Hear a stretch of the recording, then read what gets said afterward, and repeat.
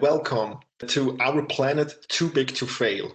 My name is Marco Tormen and I'm working for WWF Switzerland. I will give you a short presentation on biodiversity and climate change and why especially biodiversity is so important for us. This graph is from WWF Switzerland, the PwC Switzerland, and it's part of a report we published this January.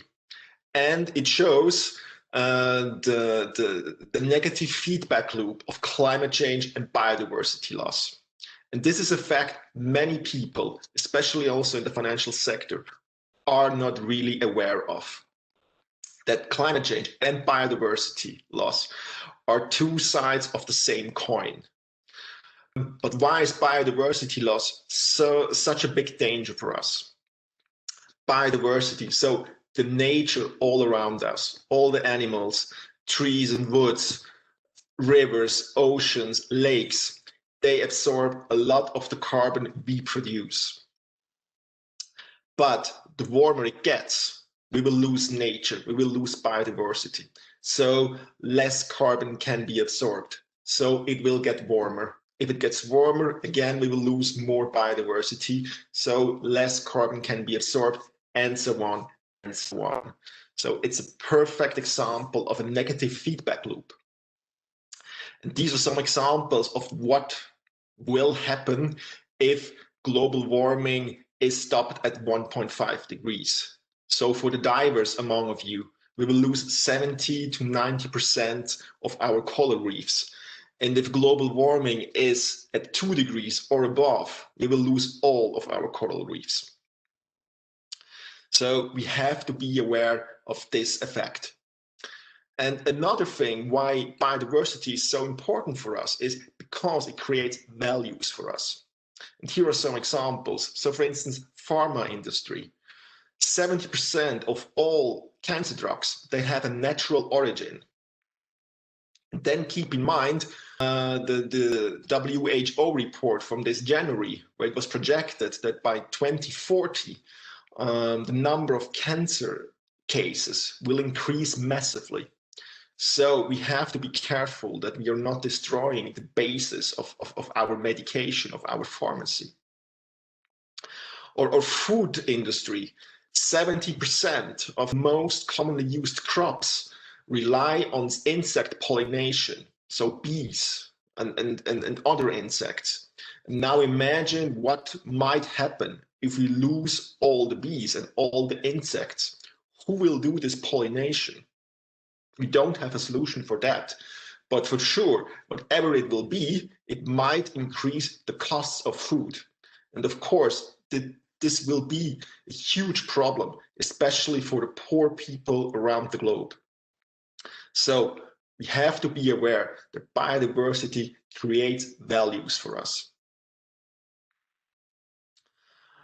Another example of biodiversity and what the loss of biodiversity can mean for us are zoonoses. Maybe you've heard this word the first time this spring, because what's happening now, the global COVID-19 pandemic, is such an example.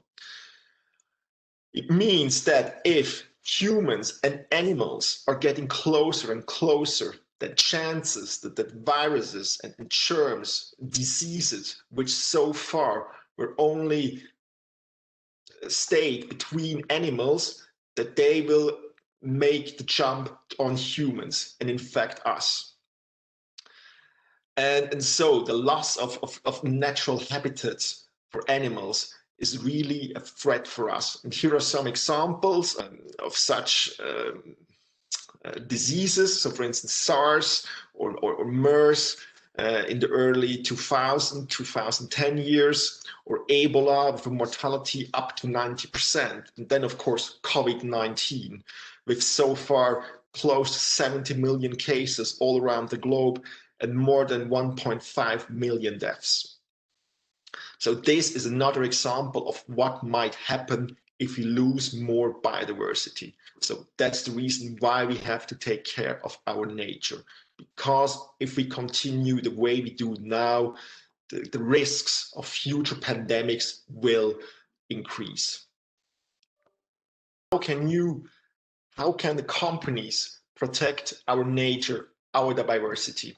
This is an example of what you can do, the protection of the UNESCO World Heritage Sites.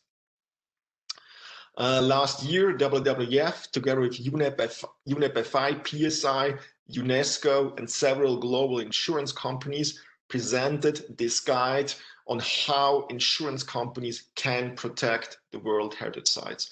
The report or the guide was presented, was launched in October last year in Sao Paulo, and it contains various basic and advanced recommendations how insurance companies can protect our nature. But why do they have to protect it? Maybe you're not aware of it, but many of especially the natural World Heritage Sites are under threat due to large infrastructure projects. So like the planned coal harbor in the Great Barrier Reef in Australia, or planned dams in Africa, or also projects in Northern Americas. So there are many projects which threaten our common heritage.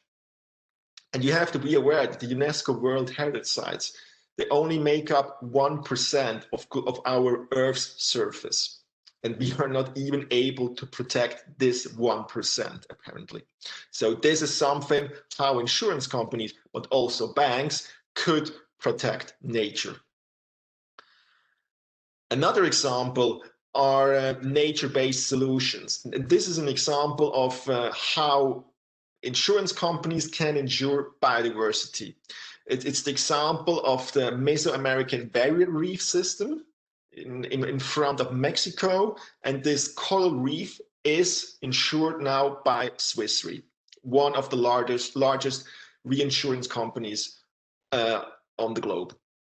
And the idea is that if a strong hurricane will affect the coral reef, there will be a payout which will help to restore the beach, but also will help to restore the coral reef. But why is the coral reef so important? Coral reefs protect the coastline against hurricanes. And of course, for divers, it's very nice to dive there. So we have two benefits from nature. You can dive there, so tourism and profit from it, and it protects our life. It protects our coastlines. And how important nature can be. We have that also seen during the tsunami in 2004 in Southeast Asia, in areas where the mangrove forests were still intact. The coastlines were not that much affected by the tsunami, but areas where the mangrove forests had gone and were replaced by fish farms, there the effect of the tsunami was devastating. So there are ways, there are ideas and measures how especially also financial companies can protect, can help to reestablish our nature. So I really hope you enjoyed the film, or you will enjoy the film, and I wish you all the best. Thank you for watching this video.